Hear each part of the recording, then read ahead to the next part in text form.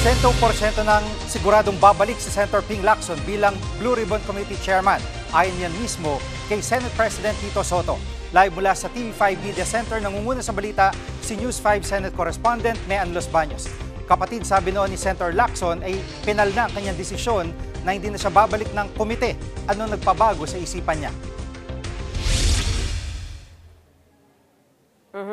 Jiggy, eksklusibong nakapanayam ng One Balita Pilipinas ng 1PH mismo si Senate President Tito Soto at Anya. Nagkausap sila ni Senator Ping Lacson nitong mga nakaraang araw at nakaabot daw kay Senator Lacson yung kagustuhan ng mga kasamahan niya sa Senado, gayon din ng publiko na hawakan niya muli itong makapangyarihang komite na ito. Maaring isa raw yan sa dahilan kung bakit posibleng magbalik bilang chairman ng Senate Blue Ribbon Committee si Senator Ping Lacson. Narito ang bahagi ng pahayag ni Senate President Soto.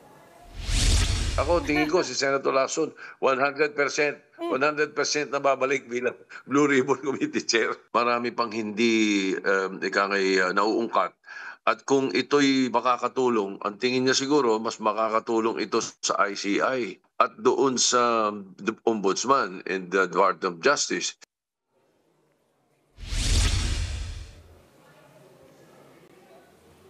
Jiggy, kung matatandaan natin, October 6 lang nung binitawan ni Senator Ping Lacson yung pagiging chairman ng Blue Ribbon Committee. Isa sa mga dahilan yan ay dahil hindi na raw nagugustuhan ng ilan sa mga kasamahan niya sa Senado yung direksyong tinatahak ng ginagawang investigasyon ng Blue Ribbon Committee kaugnay saan maanomalyang flood control projects. Pero sabi mismo na Senate President Soto na plansya na ang gusot na yan at nagkaintindihan na rin daw sila.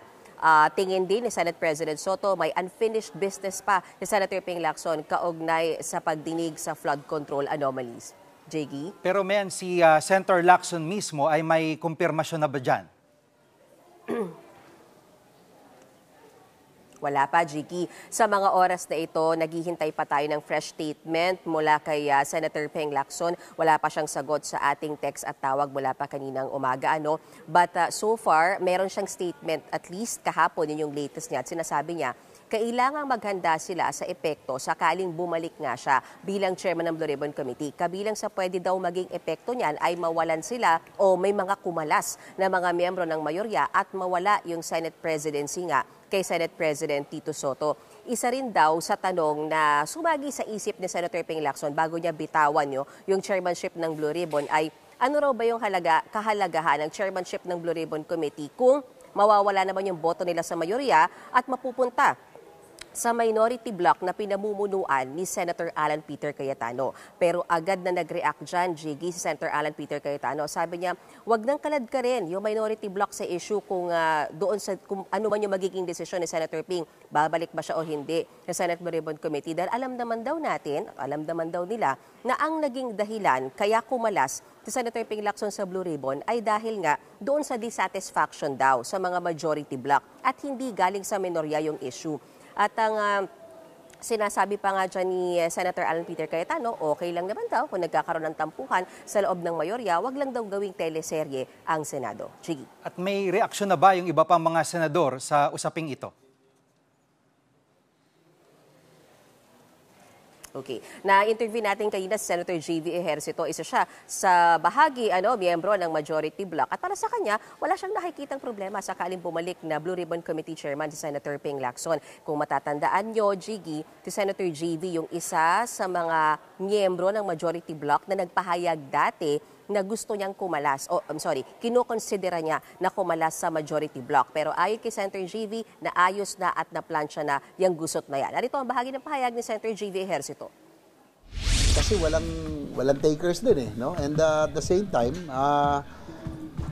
I have to, na parang ako pinapagbinta na sinasabing ako naging factor, wala, no? Actually, kami sa Lacson, nag-uusap kami naman yan. Na-clarify naman ni SP Soto yun, no? Nung nagkaroon kami ng caucus. Nagkaroon lang kasi nagkagulatan na siguro na hindi nagkaintindihan. Pero it was clarified.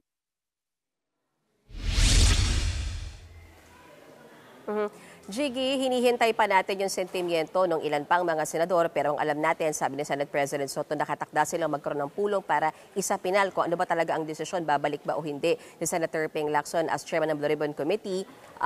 Hopefully, bago yung resumption, kasi ngayon nakabreak yung session, bago yung resumption ng session ng Senado by November 10. Balik sa iyo, Jiggy. Yan ang ulat ni Menlos Baños live mula sa TV5 Media Center. Mga kapatid, Jiggy Manikad po, pagdating sa mahalagang balita sa loob at labas ng bansa, dapat una sa lahat, mag-follow at mag-subscribe na sa social media pages ng News 5.